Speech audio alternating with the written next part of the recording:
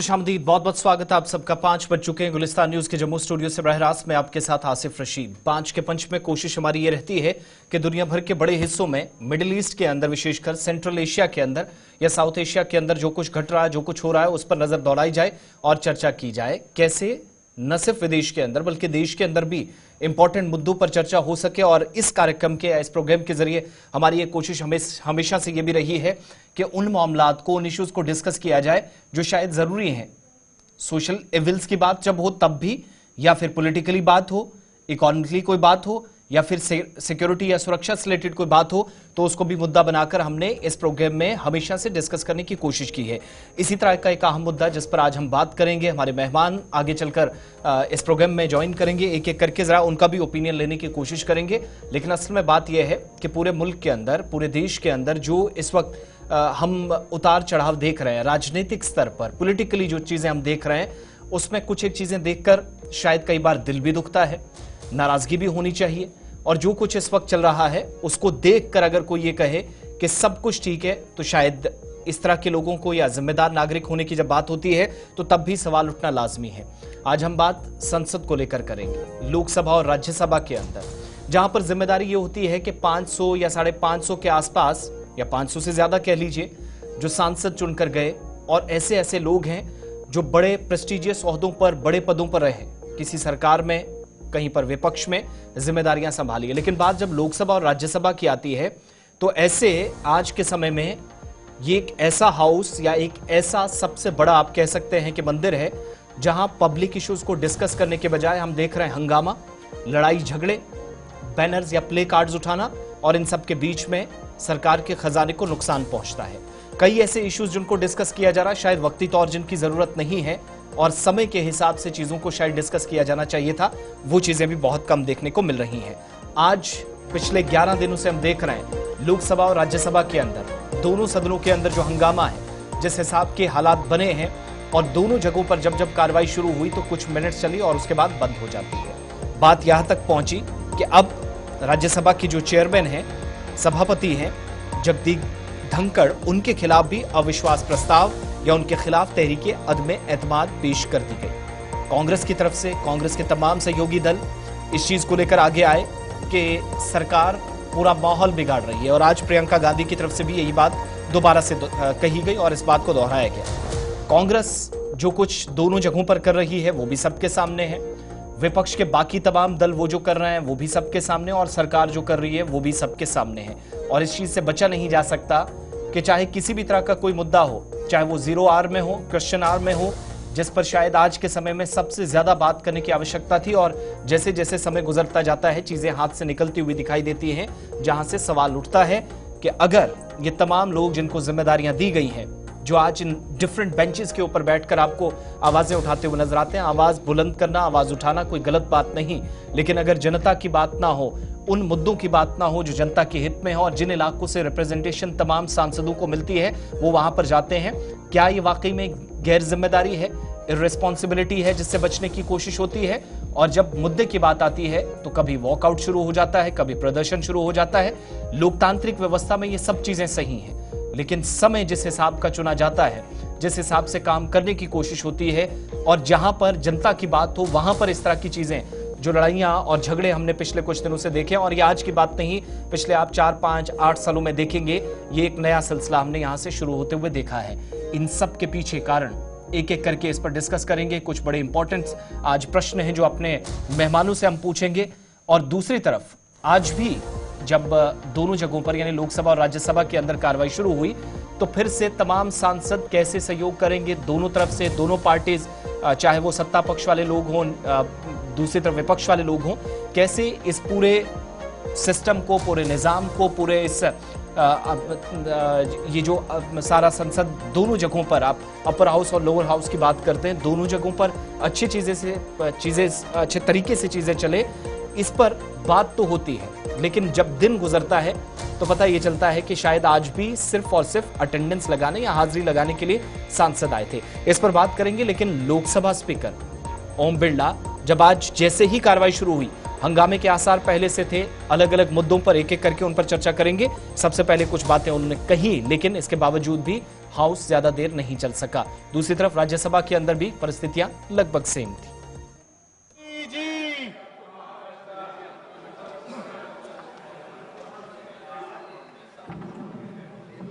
पिछले कुछ दिनों से मैं देख रहा हूं संसद परिसर में जिस प्रकार के प्रदर्शन किए जा रहे हैं, जिस प्रकार के नारे, पोस्टर, मुक्तों का प्रयोग किया जा रहा है, वह सिर्फ न अशोभनीय है बल्कि हमारी नियम प्रक्रियाओं, संसदीय परंपराओं के अनुरूप भी है।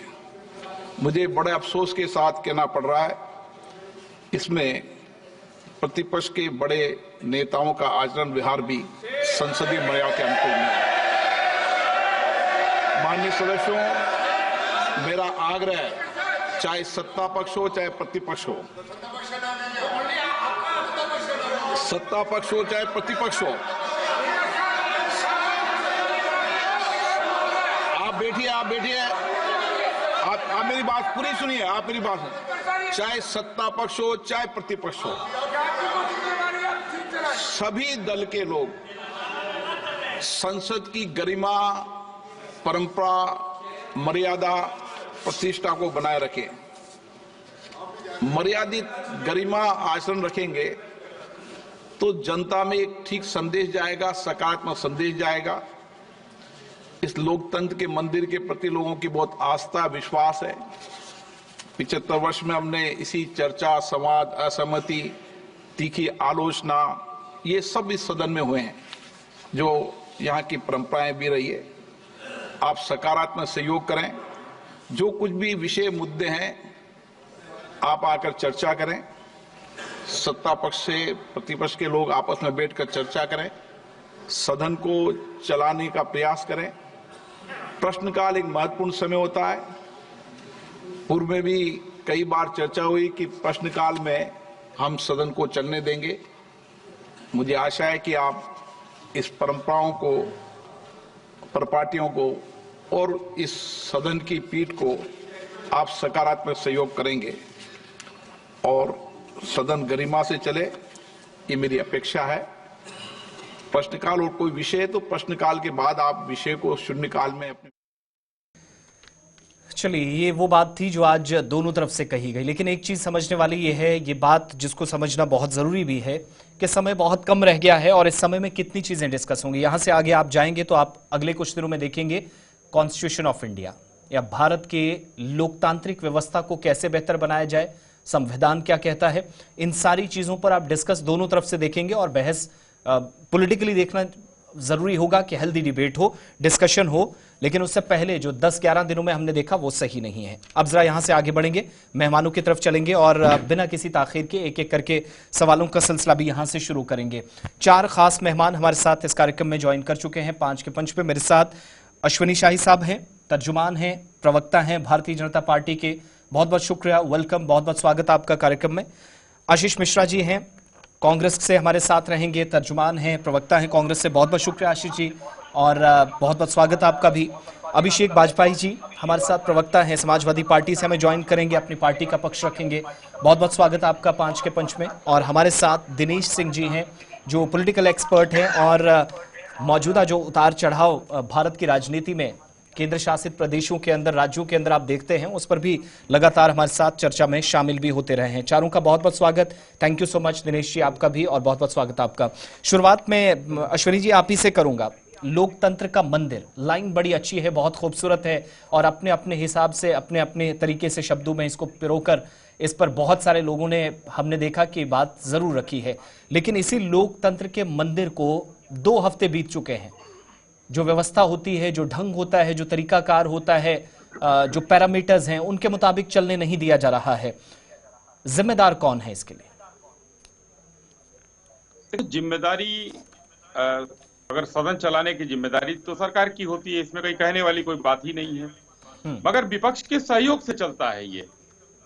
जब सदन चालू होता है उसके पहले ऑल पार्टी मीटिंग होती है, सभी लोग आते हैं, उसमें एक तय किया जाता है कि लगभग क्या क्या मुद्दे रहेंगे, सब कुछ होता है। उसके बाद भी सदन में कुछ ऐसे लोग आ गए हैं कि जिनको सदन के पहले अपने आकाओं के हुक्म को बजाना है। उसमें कभी राफेल लेकर आना है, कभी पेगासस लेकर आना है, कभी हिंडनबर्ग लेकर आना है, कभी अब जो है अडानी लेकर आना है। तो ये एक सोची समझी साजिश है कि जो आकाओं के द्वारा फेंके गए पैसे पर जो लोग उनके यहाँ चाकरी कर रहे हैं, कुछ नेता है हमारे सदन में, वो लोग इस चीज को लेकर सदन नहीं चलने दे रहे हैं और उनके अनुयायी उनके पार्टी के लोग हैं। यही देखते हुए एक अविश्वास जो है प्रस्ताव पारित किया गया है, राज्यसभा की बात चल रही है, लेकिन अविश्वास किसके बीच में है? हमारे आशीष जी और अभिषेक जी के बीच में एक अविश्वास चल रहा है। ये भी अविश्वास सदन में देखने को मिल रहा है। जो इंडिया अलायंस के किसी भी दल में विश्वास नहीं है, वहां वो लोग विश्वास नहीं कर रहे हैं। एक नेता उनका कुछ बोल रहा है, जनता से जुड़े मुद्दों पर चर्चा नहीं कर रहे हैं, हर मुद्दे के खिलाफ हंगामा हो रहा है और जनता से कोई सरोकारी नहीं है विपक्षी लोगों का। सरकार चाहती है कि एक ऑर्डर में सदन चले, कुछ जरूरी चीजें निपटाई जाएं, जनता से जुड़े मुद्दे जो दूर होते चले जा रहे हैं, जिनको निपटाना ही निपटाना है। अगर हम इनके लोगों के एब्सेंट में निपटाते हैं तो कहते हैं देखिए विपक्ष को बाहर कर दिया और ये बिल पास कर दिया, फिर भी आरोप हमारे ऊपर लगता है। कहीं पर कोई विपक्षी नेताओं को, विपक्षी पार्टियों को देश की आवाम से कोई मतलब नहीं है, उनके कष्ट से कोई मतलब नहीं है, उनके लिए अच्छे बेहतरी के लिए बिल पास किए जाए उससे मतलब नहीं है। हंगामा करना है, सोरेश चचा का हुक्म बजाना है। जैसे ही वो बटन दबाएंगे पेगासस चालू निकलेगा, जैसे बटन दबाएंगे हिंडनबर्ग निकलेगा, जैसे बटन दबाएंगे अश्विनी जी, राफेल निकलेगा। ऐसा तो नहीं है, ये बात फिर और वहीं आ जाती है ना कि अपनी अपनी सहूलत के हिसाब से राजनीति की जाती है। और आप पर जो आरोप ये लगता रहा कि अपने हिसाब से चर्चा सरकार चाहती है और अपने जो उसके मुद्दे हैं, कल कोई भी बात होती है डिस्कशन में सबको शामिल करने की बात होती है, प्रधानमंत्री बात करते हैं, स्पीकर करते हैं, सभापति करते हैं, लेकिन जब असल में मुद्दों पर बात करने की बारी आती है तो तब हम देखते हैं कि अंदर जाकर वही होता है जो सरकार चाहती है और उसमें अगर कोई आवाज उठाता है तो उसी समय सारी चीजों को भंग करके पूरी चीजों को प्रभावित करने की भी कोशिश होती है, जो एक संगीन आरोप अब तक आप पर लग रहा है। वो बात अलग है कि राजनीतिक स्तर पर बाहर क्या हो रहा है, लेकिन अंदर कम से कम जवाबदेही हमें लगता है कि बाकी पार्टियों, बाकी दलों के मुकाबले शायद सरकार की ज्यादा जिम्मेदारी हो जाती है। एकदम होती है। आपकी बातों से मैं सहमत हूं। सरकार की जिम्मेदारी होती है और सरकार अपनी जिम्मेदारी को निर्वहन करने में आगे बढ़कर आ रही है। माननीय लोकसभा स्पीकर ने आग्रह किया, लोकसभा राज्यसभा के सभापति ने जो है वो किया, लोगों से आग्रह किया, माननीय संसदीय कार्य मंत्री ने किया, लेकिन उसके बाद भी एक कहावत कही जाती है कि 4 पैर के जानवर को आप बांध सकते हैं, 2 पैर के इंसान को नहीं बांध सकते हैं आप। तो यहाँ पर तो हर व्यक्ति लोकतंत्र में खुला हुआ है। अब सदन में वो क्या कहेगा, क्यों हल्ला करेगा, उसको किस चीज से मतलब है, सरकार पर आरोप लगाना है, कोई दिक्कत नहीं, सही है, मगर कम से कम सरकार जनता की, जो हिंदुस्तान की आवाम है, उनके लिए जो उनकी बेहतरी के लिए कार्य किए जा रहे हैं उसकी आवाज उठाइए ना, कोई दिक्कत नहीं है। यहाँ तो सुरेश चचा का हुक्म बजाया जा रहा है, मामला यहाँ पर आकर फंस रहा है। ठीक है, जनता से कोई मतलब। आशीष जी ने आपकी बात सुन ली है, मैं उन्हीं से पहले जवाब चाहूंगा। दूसरी बड़ी party in number of seats और कद के हिसाब से भी देखेंगे, जब कभी लड़ाई होती है तो कांग्रेस फ्रंट पर रहती है और आज भी दिन में हमने देखा अंदर और बाहर जो हंगामा हुआ, क्या पूरा सिस्टम स्मूथली रन करे, अच्छे से हाउसेस चले, परेशानी क्या है कांग्रेस को? कह रहे हैं कि बाहर से कुछ हुक्म आता है और उसी फरमान पर अंदर काम होता है। पैनल में उपस्थित मेरे सभी साथियों को नमस्कार। देखिए, मैं आपको एक बात बताना चाहता हूँ कि ये सरकार जो है वो रणनीति के तहत सदन को नहीं चलाना चाहती है। ये पूरी तरीके से इनकी रणनीति पहले से तय है। प्रधानमंत्री नरेंद्र मोदी जी सदन में आने से कतराते हैं। एक सोचने की बात है, जिस व्यक्ति ने 11 वर्षों में लगातार सिर्फ अपने मन की बात की हो, वो जन की बात कैसे कर सकता है? जब जब जन की बात आने की बात होती है, प्रधानमंत्री नरेंद्र मोदी जी और उनकी पूरी कैबिनेट वहां से उठ खड़ी भागने हो लग जाती है। अब इसमें दिक्कत ये होती है, ये कहते हैं कि हम सदन नहीं चलने देना चाहते। अरे भैया, वो विपक्ष की जिम्मेदारी नहीं है, सरकार की जिम्मेदारी है। हाँ, हम क्यों अड़े हैं अपनी मांगों पे कि 11 वर्षों से लगातार जब जब हमने अडानी के ऊपर संदेह उत्पन्न किया, जब जब हमने कहा कि ऐसी कोई बात है जिसपे चर्चा होनी चाहिए, ठीक है आप करिए ना, आप इस प्रश्नकाल को, बाकी चीजों को उसके पीछे रख लीजिए। कौन उसमें पीछे हट रहा है? क्योंकि हम जानते हैं आपको बिल पास अगर कराना होगा तो जबरन आप बिल पास कराओगे, सांसदों को निलंबित करके कराओगे, क्योंकि करना आपको अपने मन की ही है, जन की तो सुननी नहीं है। जब आपको जन की नहीं सुननी है तो आप उनको अपना काम करवाने के बाद पीछे जब मौका देंगे तब क्या करेंगे? आप किसी की माइक बंद कर देंगे, किसी को निलंबित करने का काम करेंगे, उजूल फिजूल की बातें वहां पे उत्पन्न करवाएंगे। अरे सुन लीजिए ना, अगर आप चाहते ही हो कि सदन चले और हमारा भी समर्थन है तो सुन लीजिए ना महोदय कि 11 वर्षों आशीष जी, आज भी जब समय दिया गया तो सवाल के बजाय शोर शराबा हुआ, क्या ये भी टाइम वेस्ट करने वाली बात नहीं है? अगर मौका है तो फिर क्यों नहीं? हमें मौका अपनी बातों को रखने का नहीं दिया जा रहा है। वो कहते हैं कि पहले हमारी सुनो, उसके बाद हम की सुनेंगे। ये जिद है, ये जिद से आप संसद अगर चलाना चाहोगे तो बिल्कुल नहीं चलेगा। और कारण इसका मैं आपको एक चीज बताता हूं, सरकार की मंशा पहले से ही नियत में खोट है कि किसी भी तरीके से बिल तो हम पास करवा ही लेंगे बल जबरन, लेकिन किसी भी तरीके से जो प्रश्न विपक्ष उठा रहा है हमको वो सुनना ही नहीं। लेकिन आशीष जी, कहीं आप भी तो फंसते नहीं है? हम देख रहे हैं कहीं राज्यसभा के अंदर किसी चीज पर आपके नेता तैयार होते हैं, चर्चा कर रहे होते हैं, लोकसभा से वॉकआउट कर जाते हैं। या तो रणनीति ऐसी हो कि दोनों जगहों पर प्रोटेस्ट हो या बातचीत दोनों जगहों पर हो, ऐसा अलग अलग कदम क्यों? देखिए महोदय, यही आपने बहुत अच्छी बात कही है। अगर हम राज्यसभा में चर्चा करने के लिए तैयार हैं तो लोकसभा में भी हमसे कहिए ना, हम वहां पे भी तैयार हैं। सुनिए तो सही महोदय, लेकिन आप बल जबरी का प्रयोग करेंगे तो उस तरह से नहीं चलेगा। हम तैयार हैं ना, हम तो यही कह रहे हैं कि अच्छा ठीक है, एक छोटा सा जवाब अश्विनी जी से, उसके बाद मैं बाकी गेस्ट के पास जा रहा हूं। अश्विनी जी, रेस्पॉन्ड कर दीजिए। जी, एकदम सीधी सी बात है। आशीष जी जो बात कह रहे हैं वो अपने पार्टी के लिए कह रहे हैं, मगर हम नियम के तहत सरकार उनको सुनने को तैयार है। लेकिन ये सिर्फ क्या कहते हैं, जितने भी आप देखते रहिए, मैंने कई मुद्दे गिनाए। अडानी का मुद्दा है, चलिए ठीक है, बहुत अच्छी बात है कि इनके लिए है, लेकिन उसी अडानी के मुद्दे पर अभिषेक जी की पार्टी क्यों नहीं समर्थन कर रही है? आपका समस्या यहाँ पर है, आपका साथ नहीं दे रही है क्योंकि आप लोगों में विश्वास की कमी है। अब मैं आता हूं सरकार की बात पर। अगर अडानी पर चर्चा करना है तो आप कर्नाटका में जो आपने 75,000 या 1 लाख करोड़ का जो है वो टेंडर दिया है उनको, वो निरस्त कर दीजिए। तेलंगाना में जो दिया था वो निरस्त कर दिए होते। राजस्थान में आपने गहलोत जी ने दिया था वो निरस्त कर दिए होते। हिमाचल प्रदेश में दिया है वो निरस्त कर दिए होते, वो आपने किया नहीं। लेकिन जहां पर आपने कहा भारतीय जनता पार्टी की सरकार है और अडानी ने काम किया है, उस पर अडानी के ऊपर चोरी की का इल्जाम लगाते हैं। आपके प्रदेश में जाकर वो अडानी जो है इज्जतदार और ईमानदार व्यक्ति है। तो ये दो तरह का दोहरापन क्यों? आखिर क्यों राहुल गांधी जी चाहते हैं? ठीक है, मैं इस पर जवाब लूंगा, मुझे बाकी पैनलिस्ट के पास भी जाना। आशीष जी, मैं आपके पास लौटूंगा। समाजवादी पार्टी का भी यहाँ पर जिक्र हुआ, मैं आपके पास आऊंगा, आपको मुनासिब वक्त मिलेगा, मेरा वादा है आपसे। अभिषेक जी, जिस मुद्दे पर विपक्ष चर्चा चाहता है और उसी मुद्दे पर हम देख रहे हैं हंगामा होता है, प्रदर्शन होता है, उसमें आप भी बाहर, आपके नेता कुछ एक जगहों पर हमने खड़े होते देखे, लेकिन राय जरा बटी हुई है, जिसकी तरफ अश्विनी जी भी इशारा कर रहे थे। क्या वाकई में आज के समय में समाजवादी पार्टी का मैं रोल क्या मानूं? एक बड़ा नंबर आपके पास है, शुरुआत में संसद बहुत अच्छे से चली थी और आपके नेता, या वो जो यूपी में 2 लड़कों वाली बात होती थी, पोस्टर बॉयज के तौर पर दोनों को पेश किया जाता था और संसद के अंदर और बाहर भी दोनों में जबरदस्त तालमेल नजर आ रहा था। लेकिन 11-12 दिन जब हो गए तो चीजें जरा डिफरेंट नजर आती है। धन्यवाद आशीष जी। और क्योंकि मैं बड़ी देर से चर्चाएं सुन रहा था और हमारे अश्विनी भाई ने बहुत अच्छी चीजें बोली, तो मुझे एक लाइन याद आ गई कि कुछ रीत जगत की है ऐसी, कुछ रीत जगत की है ऐसी, हर एक सुबह की शाम हुई। कुछ रीत जगत की ही है ऐसी, हर एक सुबह की शाम हुई। तू कौन है, तेरा नाम है क्या, यहाँ सीता भी बदनाम हुई। हमेशा अश्विनी जी और उनकी भारतीय जनता पार्टी विपक्ष को सिर्फ बदनाम करने के अलावा कभी वो ये नहीं कहते हैं कि हाँ, जनता जनार्दन के लिए इन्होंने ये मुद्दा उठाया और हम इस काम को लेकर के आगे बढ़ेंगे, ये प्रदेश और देश के हित में होगा।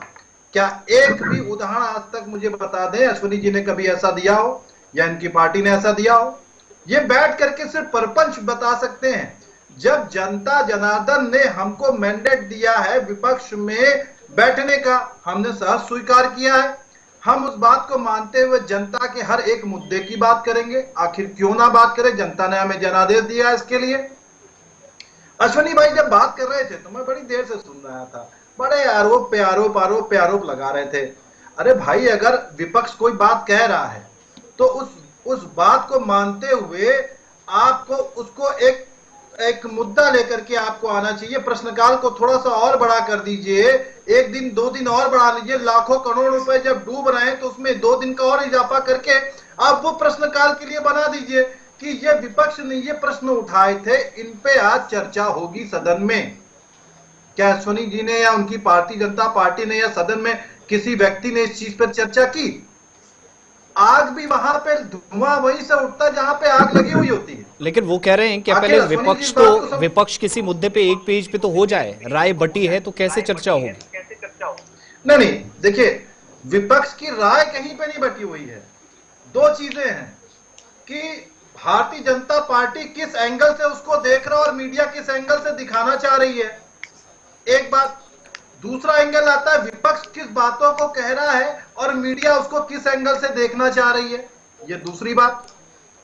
एंगल सिर्फ ये है कि जनता के मुद्दे पे एंगल हम कौन सा लेकर के चल रहे हैं, हम जनता के मुद्दों पे बात क्यों नहीं कर रहे हैं। मैं एक आपकी याद दहानी के लिए, शायद आप चीज भूल रहे हैं, मैं इसी पर आपको सिर्फ आधे घंटे कार्रवाई हुई थी 3 दिन पहले, बल्कि पिछला हफ्ता, और जिसमें आपके नेता की तरफ से संभल की बात की गई, संभल के मुद्दे पर चर्चा। और उस दिन हम देख रहे थे कि आप ही के जो तमाम आसपास के दल थे जो विपक्ष में आपके साथ बैठते हैं, वो कुछ और पोस्टर्स लेकर। तो मैं इसलिए कह रहा था कि अगर एक दिन है, एक समय फिक्स किया गया है, एक मुद्दा है, तो दो तरह की चीजें एक ही जगह डिस्कस करने की बात होती है। उस दिन तो लड़ाई वहीं पर शुरू हो गई थी।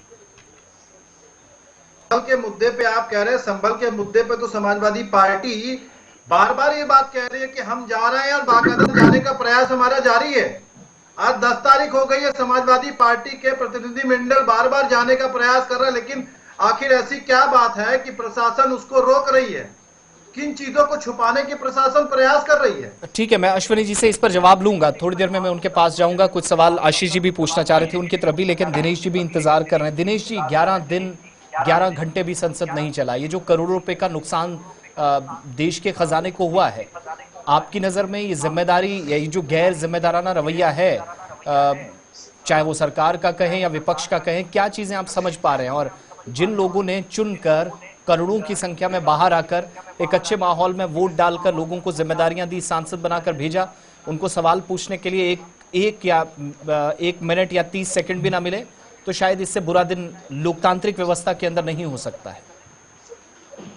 जी, आप सभी को नमस्कार। आसिफ जी, देखिए, मैं मतलब तीनों प्रवक्ताओं को मैंने ठीक से सुना और सबने बेहतरीन तरीके से अपनी पार्टी का पक्ष रखा और बहुत बढ़िया डिबेट चली आपकी उसमें, क्योंकि बेहतर चैनल पे ऐसा होता है किसी न किसी चीज पे और आपस में ऐसी बहस शुरू होती है कि उसमें कहीं ना कहीं डिस्कशन पैदा होता है, लेकिन ये बहुत बेहतरीन तरीके से डिबेट हुई, तो उसके लिए मैं आपकी तारीफ करना चाहूंगा। उसका देखिए, पार्लियामेंट सेशन पे आते हैं तो देखिए, शीतकालीन जो सत्र चला तो उसमें कहीं ना कहीं देखिए मतलब जिम्मेदारी दोनों की बनती है, सरकार की भी प्रतिपक्ष, लेकिन सरकार अकेला चलाना चाहेगी ये भी बड़ा मुमकिन मतलब नहीं है चीजें से, क्योंकि अगर एक प्रतिपक्ष अगर नहीं चाहेगा, क्योंकि चीजें देखिए नीचे जो जैसे कि अभी समाजवादी पार्टी प्रवक्ता जो थे उनको मैं बड़ा ध्यान से सुन रहा था, उन्होंने बताया कि किस नजरिए से देखा जाए, नजरिया दोनों का मैं फर्क बताता हूँ कि नजर देखिए वो होती है जो देखना चाहती है और नजरिया वो होता है जो कि अपने आप इसको फॉर्मुलेट करते हैं, बनाते हैं। तो नजरिया और नजर दोनों का देखिए फेयर और जुबरम है वो चीजें, बाकी मीडिया तो देखिए जो आएगी चीजें सामने उसी को दिखाना चाहेगा। जैसे हम लोग बैठ के सभी से बात कर रहे हैं, मेरा भी नजरिया और नजर जो है वो भी सामने वो जैसे भाजपा सपा कांग्रेस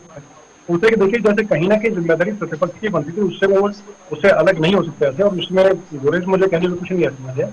और दूसरा देखिए कि आसिफ जी, उसमें मान के चले कि प्रतिपक्ष जो है उसको कहीं ना कहीं लगता है कि सदन में अगर नहीं चले तो उसी के अंदर उनको ज्यादा फायदा है, क्योंकि नीचे उसमें अगर जाकर के अगर बातचीत अगर किस तरह की होगी तो उसमें चीजें हो सकता है किस तरह की निकले क्या निकले, लेकिन अगर सदन में अगर रुका रहेगा तो सीधा सीधा एक तरह से वो ठीकरा फूटने का काम होगा कि पक्ष जो है उन्होंने डिबेट नहीं चलने दी और उन्होंने हमारे को कुचलने का काम किया है। जबकि सच्चाई है कि आपस में इनको खुद को जैसे अखिलेश जी जैसे पार्टी की प्रवक्ता यहाँ पर है, तो समाजवादी पार्टी स्वयं जो है किस तरीके से लेकर के और कांग्रेस जो है उसे परेज करके बैठी है। यूपी में जो चुनाव रहे, जैसे कि उपचुनाव जो रहे उस टाइम पे क्या रहा, उससे पहले के चुनाव में क्या रहा और 27 में क्या होने वाला वो सब देख नहीं पाता। बाकी अगर बाकी भारत की अगर पूरी बातचीत करें तो टीएमसी जो है वो किनारे करके बैठी है, आम आदमी पार्टी जो स्वयं नहीं चाहती है। और दूसरा मैं थोड़ा आपके साथ 17वीं लोकसभा जो थी पिछले जो लोकसभा थी 2019 से 24 तक, उसका थोड़ा आपको बताना चाहूंगा कि उसमें बिलो एवरेज अटेंडेंस जो है राहुल गांधी की जगह ही, राहुल गांधी को मैंने एक तरह से बेंचमार्क इसलिए नाम लिया क्योंकि वो प्रमुख एक तरह से नेता है जिनको एक तरह से प्रतिपक्ष के एक तरह से सर्वोपरि नेता करेगा और जैसे कि सर्वमान्य नेता के तौर पर हम लोग कह सकते हैं, तो उनकी अटेंडेंस मान के चले कि मात्र 50-51% के आसपास, अभिषेक जी मैं 52% के आसपास रही किसी ने थोड़ा बदल दीजिए दो टाइम दीजिएगा। और उन्होंने प्रश्न जो उठाया मतलब, और जबकि औसत जो है मतलब औसत जो एवरेज रही वो 70% से ऊपर किया, तो कहीं ना कहीं देखिए गड़बड़ी उसमें पिछली बार भी की है कि स्वयं उन्होंने गड़बड़ की।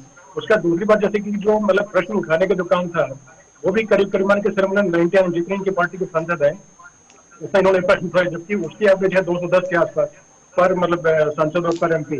और उसके अलावा देखिए कि एक चीज और है कि जो डिबेट में इन्होंने हिस्सा लिया वो करीब करीब 8% के आसपास है।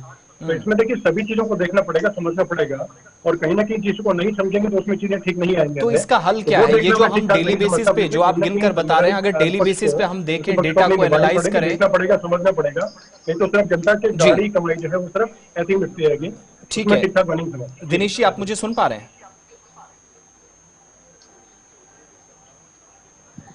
दिनेश जी तक मेरी आवाज पहुंच रही है? आवाज नहीं आ रही। जी दिनेश जी, मैं कह रहा था तो यहाँ से हल क्या है? मुद्दा कुछ भी हो, सवाल कुछ भी हो और उसका भी समय ना मिले, अंदर बाहर दोनों जगह पर हंगामा रहे। 3 दिन सिर्फ बाकी हैं, 3 दिन के बाद हम देखेंगे कॉन्स्टिट्यूशन को लेकर, संविधान को लेकर बहस होगी, संविधान दिवस मनाया जाता है, सारी चीजें, व्यवस्था कैसे चलेगी, कल का भारत क्या होगा, ये सारी चीजें डिस्कस होती हैं। लेकिन यहाँ ऑप्शंस क्या कि अब जो जिस संसद के अंदर जहां पर बहुत संवेदनशीलता के साथ मुद्दों पर चर्चा होनी चाहिए थी, 15, 16, 20 दिन अगर ऐसे गुजर जाते हैं या पूरा महीना ऐसे गुजर जाता है तो हल क्या है? इसका रास्ता क्या है फिर दोनों तरफ से जब आप कोई किसी नतीजे पर नहीं पहुंच रहे?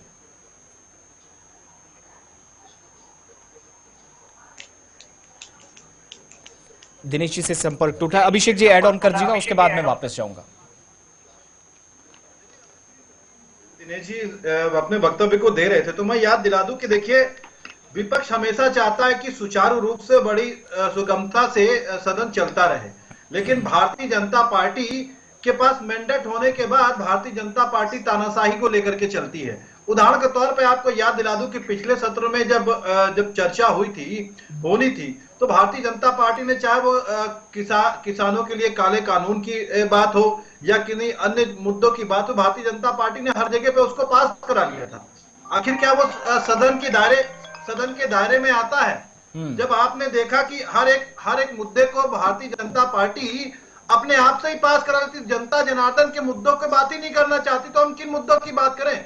हर एक मुद्दा जनता का मुद्दा होता है आसिफ जी, और चाहे वो शिक्षा प्रणाली के लिए हो वो भी मुद्दा होगा, चाहे वो स्वास्थ्य प्रणाली के लिए हो वो भी मुद्दा होगा, चाहे वो अडानी का मुद्दा हो वो भी मुद्दा होगा, गिरती हुई अर्थव्यवस्था हो वो भी मुद्दा, हर एक मुद्दा इंपॉर्टेंट होता है। लेकिन डिपेंड ये करता है कि जब विपक्ष किसी बातों को कहता है तो तानाशाही रवैया अपना करके भारतीय जनता पार्टी और उसमें सम्मिलित लोग वो कहीं ना कहीं विपक्ष के ऊपर ठीकरा फोड़ देते हैं। लेकिन जब जब आपको समय मिला है आप भी तो चीजों को डिक्टेट करने की कोशिश होती है, कहीं ऐसा तो नहीं कि वो जो स्टेट लेवल पर पॉलिटिक्स होती है वो उसका असर हम देख रहे हैं कि देश की सबसे बड़ी पंचायत के अंदर भी नजर आता है, संवेदनशीलता नजर नहीं आती। नहीं देखिए मैंने आसिफ जी मैंने इसीलिए सबसे पहले कहा था कि नजरिया क्या है, विपक्ष किस नजरिए से बात कह रहा है, आप उस नजरिए को स्टैंड करोगे या फिर जनता पार्टी उसके नजरिए से दिखा रहे हैं मीडिया को, उस नजरिए से आप लेकर के चलोगे। नजरिया बहुत इंपॉर्टेंट होता है।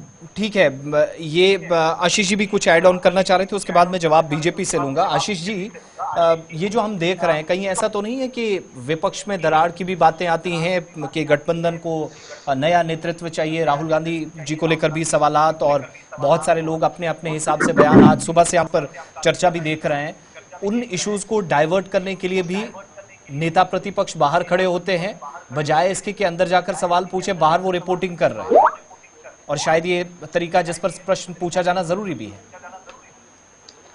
क्योंकि देखिए प्रतिपक्ष के जो नेता हैं हमारे राहुल गांधी जी, वो जनता के बीच में जाकर, लोगों के बीच में जाकर पत्रकारों का सामना करके उनको सवाल जवाब करने की हिम्मत रखते हैं। अपने 11 वर्ष में आज तक देखा है कभी प्रधानमंत्री नरेंद्र मोदी जी ने प्रेस कॉन्फ्रेंस से किया हो? ये तो एक नया उन्होंने पैदा किया, 11 साल का इन्होंने इतिहास रचा है ये, कि आपको मतलब अपने ही मन की बात करनी है, एक तरफा अगर आप बात करना चाहेंगे तो नहीं चलेगा। ये हम किसी चीज का विरोध कर रहे हैं, हमारी शिकायत मात्र इसी बात को लेकर है। आप पत्रकारों को जवाब नहीं देना चाहोगे, पत्रकारों से कभी चर्चा नहीं करोगे, जनता से कभी आपका ताल्लुक नहीं होगा, एक तरफा मनमाना अगर आप काम करना चाहेंगे तो उस पर तो हमें आपत्ति होगी ही, और यही हम आपत्ति को दर्ज करा रहे हैं। किसानों के मुद्दे पे इन्होंने झूठ बोला कि नहीं बोला? मणिपुर पे जब मणिपुर का हमने मुद्दा उठा, आखिर मणिपुर के मुद्दे पे इन्होंने कितना दिन संसद के अधिवेशन को खराब किया? और इन्होंने तब तक खराब किया तब तक कि विपक्ष की पूरी पार्टियां बाहर नहीं चली गई, और जैसे ही विपक्ष की पार्टियां बाहर जाती हैं, मणिपुर के मुद्दे पे इन्होंने बोलना शुरू किया और उसी को हाईलाइट किया।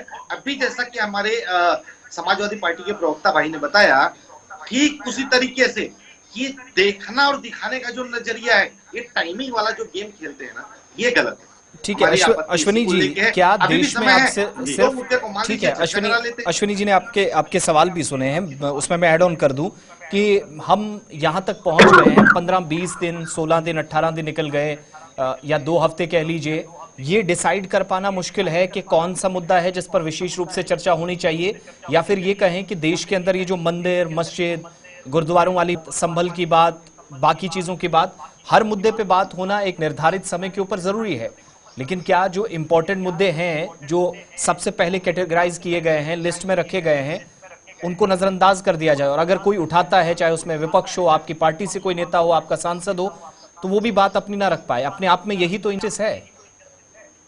नहीं देखिए अजीज जी, सारे मुद्दे सारी चीजें हम लोग जनता के जो हित से जुड़े हैं उसको हम रखना चाहते हैं, उस पर चर्चा करना चाहते हैं, हम ये चाहते हैं कि उस पर जनता चर्चा करे। और लेकिन विपक्ष के नेताओं ने ये ठान लिया है कि जब उनके मतलब की उनके नुकसान की कोई चीज होगी, मैं आपको कहानी याद दिलाना चाहता हूँ जो अभी अभिषेक भाई ने कुछ मुद्दा उठाया, उसी में मैं कहना चाहता हूँ, किसान आंदोलन चल रहा था, राहुल गांधी जी बाहर ट्रैक्टर चला रहे थे, अंदर ओबीसी बिल प्रस्तुत किया गया, अचानक सब लोग विरोध छोड़कर सदन में हाजिर हो गए, क्योंकि अगर वो विरोध करते तो उनका वोट बैंक खिसकता, इस वजह से वो लोग आए, समर्थन किया। ये है दोहरा माननीय। अब दूसरी बात अभी आशीष जी ने कहा, मणिपुर पर चर्चा, माननीय प्रधानमंत्री जी ने बोलना शुरू किया, इन लोगों ने माननीय प्रधानमंत्री जी का विरोध करने के लिए वॉकआउट कर दिया, और मैं पूरे जिम्मेदारी से पूछना चाहता हूं, गगोई साहब के अलावा कोई बता दे, कोई 2 मिनट मणिपुर के पर किसी ने चर्चा की हो विपक्ष का, तो बता दे। माननीय प्रधानमंत्री जी ने जब विपक्ष के सामने मणिपुर को बोलना शुरू किया, वो ये विपक्ष पूरा चला गया। तो जब विपक्ष को सुनना नहीं है, लेकिन हाँ ये बात गलत है, ये बात गलत है। क्या हुआ था कि मणिपुर के मुद्दे पर और वो हमने लगातार, लेकिन इनसे हम इन लोगों से कोई अपेक्षा भी नहीं है। जनता ने कहा बाहर रहो, प्रधानमंत्री जी तब तक भागते रहे जब तक कि विपक्ष वॉकआउट करके बाहर नहीं निकला, तब जाके अश्विनी भाई प्रधानमंत्री जी ने बोलना शुरू किया था। और मैं तो इतना ही कहूंगा, अश्विनी भाई मुझे बता दीजिए, मणिपुर आज वर्षों से चल रहा है, विराजमान है तो पूरा देश और एनडीए की सरकार मिल गया, पूरे प्रचार में इन लोगों को कोई मतलब नहीं है। अब ये तो लड़ाई लड़ने की कोशिश कर रहे, ममता जी कह रहे हैं राहुल नेता नहीं, मुझे बताइए, अखिलेश जी कह रहे हैं राहुल नेता नहीं, रामगोपाल जी कह रहे हैं, उधर आदित्य साहब ने कह दिया, हमारे देश का इधर जो है लालू प्रसाद यादव ने भी कह दिया राहुल गांधी बेकार है, खत्म है, किनारे करो। लेकिन राहुल गांधी जो है वो अडानी का तख्ती लिए हुए हाथ में खड़े हैं, अडानी उनके शत्रु हैं। हिंदुस्तान का कौन सा नागरिक होगा या किसी भी देश का जिम्मेदारी है, अपने देश के मणिपुर की जनता खिलाफ भी खड़ा आपके होगा। अपने लोग हैं, उद्योगपति बढ़ता है तो देश बढ़ता है, लेकिन राहुल गांधी जो सोलह चचा के पैसे पर पलने वाले लोग हैं, उनकी माता जी उनकी पैसे पर पलने वाली उनकी वाइस प्रेसिडेंट है, ये लोग सोरोस का यहाँ पर गुणगान कर रहे हैं और सोरोस चचा के कहने पर चल रहे हैं। ये लोग वही करेंगे जो सोरेश चचा कहेंगे, सदन देंगे, सदन को चलाओ तो चलाएंगे, क्योंकि इनका अपना कुछ नहीं है। जनता ने नकार दिया, अपने इंडिया अलायंस के साथियों ने नकार दिया, अब अपने जो है जो कहना हो अकेला चना आज नहीं फोड़ सकता, इसलिए गांधी जी का नेतृत्व इसी को भी यहाँ पर बर्दाश्त नहीं है, देश के लोग भी बर्दाश्त नहीं कर पा रहे हैं। प्रधानमंत्री जी को ये मानना होगा कि विपक्ष के जो नेता हैं वो भी हमारे अपने हैं, वो भी हमारे देश के नागरिक हैं, वो भी जनता के चुने हुए प्रतिनिधि हैं। आशीष भाई वो सुरेश चचा के हैं, अभिषेक भाई नहीं मान रहे हैं, रामगोपाल जी ने कह दिया। अच्छा अश्विनी जी एक चीज कर दीजिए ना, सरकार आपकी है, तंत्र पर पूरा कंट्रोल आपका है, तो जांच इनके खिलाफ भी हो जाए, और दूसरी तरफ जो आप पर आरोप लग रहे हैं कि सरकार को 23,000 करोड़ रुपए दिया गया है, उसकी भी जांच होने दीजिए, दूध का दूध पानी का पानी हो जाए, डर किस बात का? बिल्कुल नहीं, एकदम जांच होगी, कहीं भी कोई आरोप जो है कहीं पे भी जांच नहीं होगी। आज तक इतनी बार आरोप लगे, क्या भारतीय जनता पार्टी या स्वयं प्रधानमंत्री मोदी जी सामने आकर के क्या उन्होंने कोई सा स्टेटमेंट दिया कि अडानी के खिलाफ जांच बैठाई जा रही है? अभी इतना बड़ा नहीं, कांड किस हो बात गया की जांच अमेरिका बिठाई जा रही है? अमेरिका आप की प्रमाण तरफ दे से दीजिए, बोला गया इस वो तरीके कह रहे हैं से, हम जांच के लिए वारंट तैयार पर हैं। निकला। आप एविडेंस अल्लाह पेश के कर बेटा दीजिए ना वारंट जारी अभिषेक करने जी। को तैयार है। कैसे बचाना चाह रहे हैं? अभिषेक साहब आप एविडेंस दे भाई दीजिए। जवाब नहीं है आपके पास, क्योंकि देश की गिरती हुई साख के लिए आप जिम्मेदार हैं। पहली बार हुआ कि अडानी, अभिषेक साहब वो कह रहे हैं आप सबूत दे दीजिएगा, आप प्रमाण उनको दीजिएगा, वो जांच के लिए तैयार हैं अभिषेक साहब। अरे अमेरिका ने बाकायदा वारंट दिया है, बाकायदा जांच इनको तो बैठा देनी चाहिए थी। अब तक तो अमेरिका ऐसा ने क्या तो बात है हिंडनबर्ग कि पर भी सिर्फ रिपोर्ट दी थी। एक क्या हुआ अडानी उसका? जी एक हिंडनबर्ग अडानी की जी रिपोर्ट बैठे आपके हुए सुप्रीम देश कोर्ट में टिक में। पाई? अभिषेक भाई हिंडनबर्ग की रिपोर्ट आपके सुप्रीम कोर्ट में टिक पाई? नहीं टिकी ना। तो अमेरिका ने तो बहुत से अरे आरोप लगाए भाई, हैं। सब आप अपने आरोप की बात मैं करिए कि इसीलिए तो आपने कह रहा आरोप हूं, लगाए, उसका मैं क्या सबूत इसीलिए कह है? रहा हूं, आखिर क्या बात आशीष है? जी, एक मिनट रुकिए। किसी भी चीज की गहराई तक जा करके आपको जांच बैठानी अच्छा चाहिए ठीक है, थी। मैं एक्सपर्ट किसी भी ओपिनियन रिपोर्ट जरूरी है। की दिनेश जी प्रामाणिकता काफी तभी समय से हासिल इंतजार होती। कर रहे हैं। आप दिनेश जी कहते हैं एक तो मिनट बात- एक मिनट अभिषेक साहब, दिनेश जी ने बड़ी बेसब्री से आपको सबको सुना है।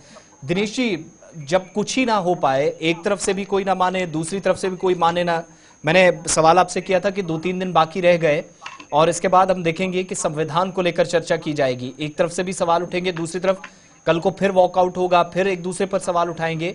ये जो 15, 20, 25 दिन पूरे साल के अंदर या 6 महीने में इंपॉर्टेंट होते हैं कि सबसे बेहतरीन और मुनासिब जगह होती है जन के मुद्दों को उठाने की, वहां पर भी कोई बात ना बन पाए, फिर ऑप्शंस क्या है? देखिए ऐसे भी सहूलियत की राजनीति करना मैं ठीक नहीं समझता। संसद देखिए सर्वोच्च पंचायत जो है, तो उसमें जाकर के अगर आप बहस नहीं कर पा रहे हैं तो कहीं ना कहीं देखिए जनता जो है वो अपने आप सोचेगी इसी को लेकर के भी कहीं मतलब कि इनको अगली बार लेके आना नहीं लेके आना। ग्रैंड ओल्ड पार्टी जिसको 1985 1984 के अंदर 400 से ऊपर सीट मिली थी, वो धीरे धीरे सिमटते सिमटते जाकर के 50 और 50 के आसपास 2-3 चुनाव तक रही। उसके बाद में जाकर के अभी जो है सेंचुरी के आसपास तक किसी पहुंच गए हैं।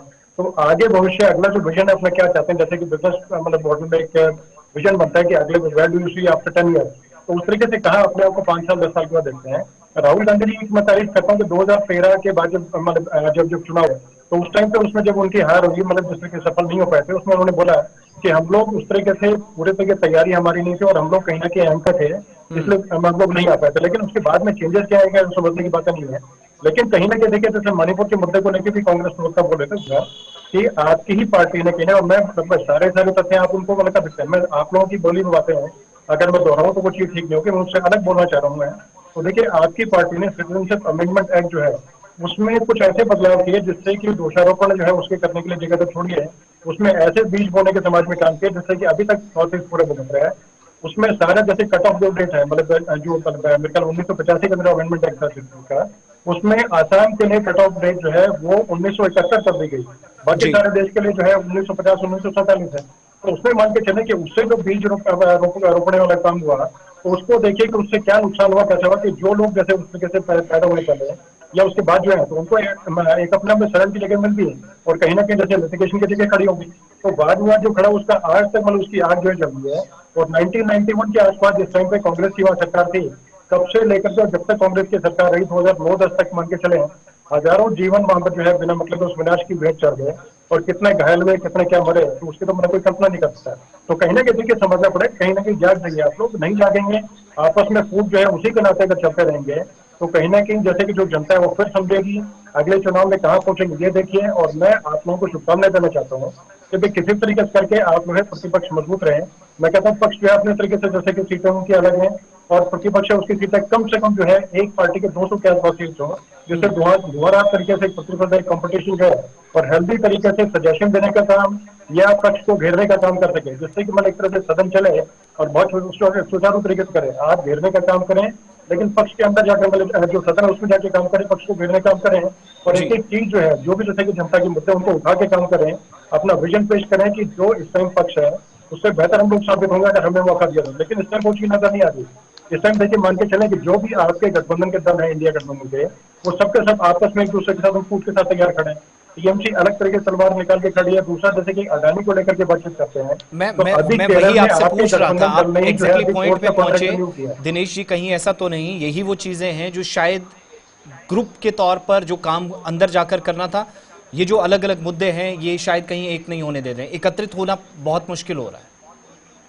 नहीं लेकिन एकत्र अगर नहीं होंगे तो कहीं ना कहीं जैसे आगे जो फूट है वो सब जनता के सामने अगर आती है, जैसे कहते हैं कि इंग्लिश में कहावत होती है don't watch lucky done in the public. कि अगर कपड़ा जो है पब्लिक में धो करके या उसके अगर धूल उड़ाओगे तो उससे गंदगी जो बाहर फैलेगी, उससे गंदगी आप अपने ऊपर भी आएगी और कहीं ना कहीं आपकी अच्छी छवि पेश नहीं होगी। तो कहीं ना कहीं आप लोगों को देखना पड़ेगा कि एक मजबूत ठीक स्वच्छ है। किस तरीके से अपने आप को उभार के लेके आए और किस तरीके से अपने विजन को लेके आते हैं। बहुत सारी चीजें हैं जो नेगेटिव पहले की हैं और आप लोगों के नेता स्वयं मान चुके हैं। तो आपस में एकत्रित होकर के, क्योंकि वोट अगर मतलब साफ साफ अगर बोला जाए तो आप लोग सम्मिलित होकर के जो वोट शेयर बनता है वही मुकाबला कर सकता है पक्ष के साथ में। अलग अलग अगर लड़ेंगे तो वही बटेंगे तो कटेंगे वाली बातचीत जो है वो कहने में मुझे कोई गरेज नहीं है। और अपने तरीके से करके आप अपने इकट्ठे होकर के, सम्मिलित होकर के और सब एक साथ होकर के बंद कमरे में बैठ के बेशक से अपनी ठीक है, राय मशवरा जो भी मैं है चारों से वो करके एक बाहर निकले तो बेहतर रहेगा। आखिर में मैं चारों से आपसे एक कमेंट लेना चाहूंगा। अश्विनी जी से शुरू करेंगे कि सुचारू रूप से कार्रवाई चले। अभी एक हफ्ता बाकी है और बड़ी इंपॉर्टेंट डिस्कशन यहां से होनी है। किसका क्या रोल है, सब अपना अपना रोल जानते हैं, लेकिन एक फाइनल कमेंट चारों से। मैं अश्विनी जी आपसे और उसके बाद एक एक करके बाकी से जल्दी से। जी, माननीय लोकसभा अध्यक्ष जी के नेतृत्व में सदन की कार्यवाही बहुत सुचारू रूप से चलनी चाहिए, जिसमें सत्ता पक्ष का अहम योगदान है, लेकिन विपक्ष के सहयोग के बिना ये संभव नहीं है। विपक्ष को अपने जो पिछले 7, 8, 10 सत्रों से कोई ना कोई मुद्दा उठाकर ले आते हैं और सदन नहीं चलने देते हैं, इससे बाहर निकलना होगा और देश की जनता के हितों के सवाल को पूछकर और सत्ता से उसका जवाब मांगना होगा, न कि सिर्फ एक चीज पर उनको सदन रोकना होगा। बहुत सी कार्यवाहियां होती हैं जो सुचारू रूप से चलने दिया जाना चाहिए, जिस पर नियम और उसके तहत चर्चा होनी चाहिए और वो चर्चा करके विपक्ष को अपना भी बड़प्पन दिखाना चाहिए कि हम सरकार के विकास के किए जाने वाले कामों पर, हिंदुस्तान की आवाम के लिए जो काम किए जा रहे हैं उसमें सहयोगी है। Thank you so much. Ashish ji, देखिए, हम चर्चा के लिए तैयार हैं। हम तो चर्चा करने के लिए ही आते हैं, लेकिन इतना ही कहूंगा कि लोकसभा स्पीकर महोदय एक बार सत्ता पक्ष को कह दें कि जो बातें हैं आप मान लीजिए, हमारे दो ही तो मुद्दे हैं, 2 मुद्दे हमारे मान लीजिए, कल सुबह से अपना चर्चा शुरू कर दीजिए। लेकिन एक तरफा अगर आप फिर वही जबरन करेंगे कि निलंबित करना है, बाहर करना है, प्रदर्शन करने पे लोगों को मजबूर करना है, वेल तक लोगों को आना पड़े इसके लिए मजबूर करना है, तो फिर आप खुद ही मतलब मनसा साफ है कि आप एक रणनीति के तहत नहीं चाहते हो चर्चा। ठीक है। अभिषेक जी। आसिफ भाई, क्योंकि मैं सिर्फ 2 चीजें कहूंगा, क्योंकि जब अश्विनी भाई बोल रहे थे तो उन्होंने 2 बातें कही कि देखिए सदन आराम से चलेगा, कोई दिक्कत की बात नहीं। कि सबसे पहले तो मैं निवेदन करूंगा कि ये अपने आला कमान से बाकायदा कहें कि अडानी के मुद्दे पर बाकायदा जांच बैठा दें। एक बात, सदन ऑटोमेटिकली आसानी से चलेगी। दूसरी बात, इन्होंने बात कही कि अपना बड़प्पन दिखा दें, मतलब ये मान रहे हैं कि ये तानाशाही रवैये में आकर के बैठे हुए हैं। अभी आपके इन्होंने कहा कि अपना बड़ापन दिखाना चाहिए विपक्ष को। हम सब बड़ापन दिखा रहे हैं कि अडानी के खिलाफ सबसे पहले आप जांच एक बैठाने के लिए आप सदन में कहिए, बाकायदा पास कीजिए। और दूसरी बात कि हम सब चाहते हैं कि जो जनता जनार्दन का धन एकत्रित आपने कर रखा है, जो इसका दुरुपयोग आप कर रहे हैं, उसको बचाने के लिए आप सदन में एकजुट होकर के हम सभी विपक्ष के लोगों के साथ मंत्रणा कर लीजिए और उसको आगे की ओर बढ़ाइए, अग्रसर कीजिए। ठीक है। दिनेश जी, रास्ता कैसे निकलेगा? लड़ाई सारी इस पर है। देखिए, रास्ता आसिफ जी इस चीज से निकलेगा कि चाहे सुनाए, लेकिन सदन को चलने दें। वहां पर जैसे कि मल्लिकार्जुन खड़गे जी और जगदीप धनखड़ जी जो है, दोनों के बीच में बात हमने खुल के देखा, उसमें समय उनको दिया गया, लेकिन मल्लिकार्जुन खड़गे जो है मतलब है कि उसमें नुक्स निकालने की, कमियों को निकालने की तरफ बात करते रहे। जबकि देखिए 1-1 मिनट वहाँ कीमती होता है, उसमें उसके बजाय सीधे अपने प्रश्न रखते हैं और बातचीत का निपटारा पाते हैं। दूसरा देखिए, चलने देंगे तभी कुछ चीजें होंगी। अडानी के खिलाफ भी अगर आप लोगों ने बोला है तो वहां पर साक्ष्य लेके जाइए, प्रस्तुत करिए, जाकर के चेयर को दीजिए उसके बारे में, क्योंकि उसमें रिकॉर्डेड होते हैं। कुछ तरह भाजपा के या किसी के लिए, अपने लिए एक के लिए सदन नहीं है, सभी पक्षों के लिए, सभी वहां पर जाकर सामान्य है। तो वहां जाकर के अपने साक्ष्य प्रस्तुत करते हैं, भैया अडानी ने गलत कर रखा है, उसको फांसी पे चढ़ाओ। लेकिन बाहर सिर्फ बोलने, मीडिया की सुर्खियां बटोरने के नाते अगर काम करते हैं तो मुझे लगता नहीं कि उस तरीके से कोई उसका रास्ता निकलेगा। तो दोनों पक्ष मिलकर के काम करें। सदन जहां तक मुझे लगता है पक्ष चलने दे रहा है, क्योंकि कल जगदीप धनखड़ जी उनकी तरफ से ही मैंने सुना, मल्लिकार्जुन खड़गे जी उनको भी सुना और हमने सबने सुना होते।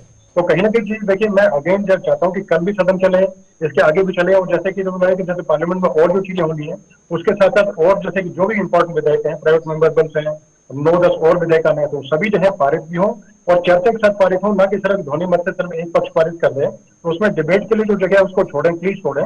मेरी आप सभी से गुजारिश है, और चलने दें, जिससे कि आगे जाकर के जनता के लिए एक नया रास्ता बने और एक नए जो पथ है उसके तरफ अग्रसर हो। कंस्ट्रक्टिव अप्रोच और हेल्दी डिस्कशन हो। भारतीय जनता पार्टी से हमारे साथ अश्विनी शाही जी, आशीष शर्मा जी, आशीष मिश्रा जी माफ कीजिएगा हमारे साथ कांग्रेस से, अभिषेक वाजपेयी जी समाजवादी पार्टी से और दिनेश सिंह जी हमारे साथ रहे पॉलिटिकल एक्सपर्ट की हैसियत से। आप चारों का बहुत बहुत शुक्रिया, धन्यवाद मेरे साथ देने के लिए। 5 के पंच में जाती मसरूफियात के बावजूद भी लोग आते हैं और अपनी बात रखते हैं। बहरहाल बात इतनी सी है कि अभी 1 हफ्ता बाकी है, यहां से आगे बड़ी मेजर डेवलपमेंट्स होनी चाहिए, लेकिन क्या दोनों तरफ से एक दूसरे को इजाजत मिलेगी, ये बड़ा इंपॉर्टेंट है। और यहां से कल का दिन भी बड़ा इंपॉर्टेंट, क्योंकि अदम एतमाद की तहरीक या जिसको आप अविश्वास प्रस्ताव कहते हैं, नो कॉन्फिडेंस मोशन कहते हैं, वो पेश कर दिया गया है। अब उस पर भी नंबर गेम जब होगी तब आप देखेंगे कि शायद कुछ लोगों को झटका लगने वाला है, कुछ के लिए शायद अच्छा दिन होगा। कल पूरे दिन शायद फिर से हंगामा हो, इस तरह के आसार नजर आ रहे हैं। अच्छी बात यह होगी कि जिन बिल्स को, जिन मुद्दों को लेकर पूरे देश के अंदर चर्चा होनी चाहिए, अगर उन मुद्दों पर देश की सबसे बड़ी पंचायत के अंदर बात हो जाए तो शायद इससे खूबसूरत लम्हा कोई नहीं हो सकता। 5 के पंच में बस इतना ही।